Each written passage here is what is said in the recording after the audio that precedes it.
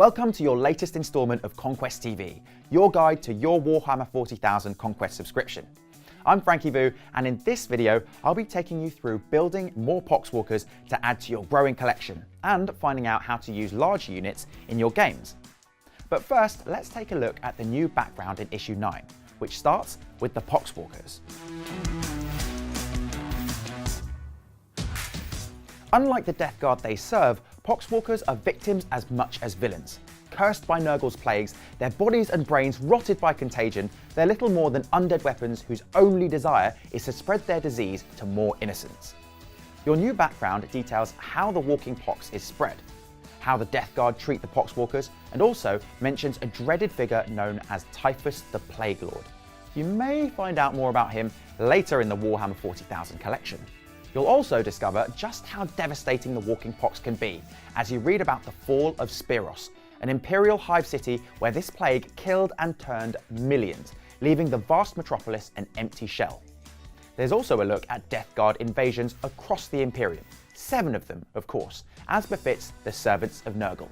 Now that you're up to date on exactly how dangerous Poxwalkers can be, it's time to add more to your collection.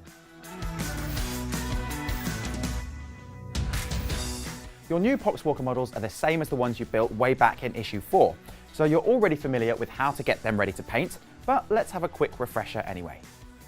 The Poxwalkers are really easy to build. 3 of them are just a single piece and only need to be carefully clipped out of the frame and slotted into their bases. The other 3 aren't much trickier to build either, just a few parts to push together. Refer to the guide in the magazine and you'll have them ready to paint in no time. For our next game, we're going to look at how to use even larger units. We have 12 Poxwalkers in our collection, and that can add a couple of complications to our game. Let's set up a battle to work our way through this. Get out your playmat and set it up. You'll also need Lieutenant Calcius and all 12 of your Poxwalkers. Both players should roll a dice, and the winner places their unit first. Pick any of the deployment markers as usual. Now in this game, the Death Guard player will go first.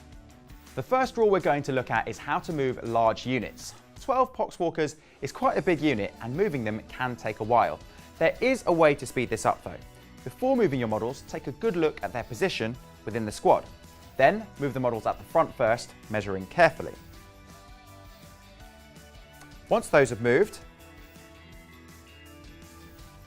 you can move the models behind them, keeping the same position and distance from the models in front.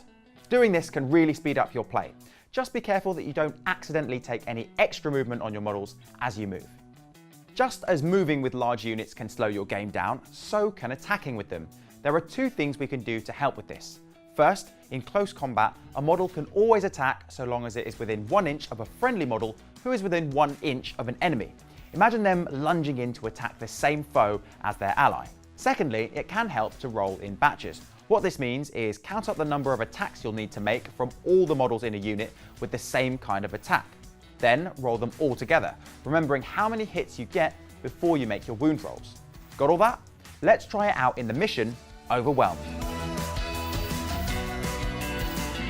As the battle rages across the Honour of Ultramar, the number of crew who have fallen to the plague that walks increases.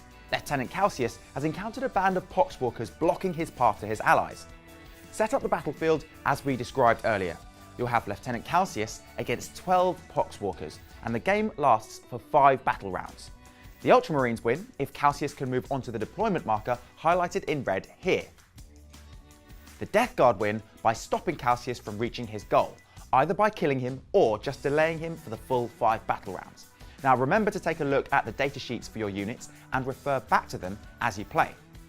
Once you've played the battle through, check out the extra rules to add to all of your games. There are rules for using grenades in battle and a special bonus for units of Poxwalkers with 10 or more models. Now you know more about the Poxwalkers and you've doubled the number of them in your collection, the Ultramarines had better watch out.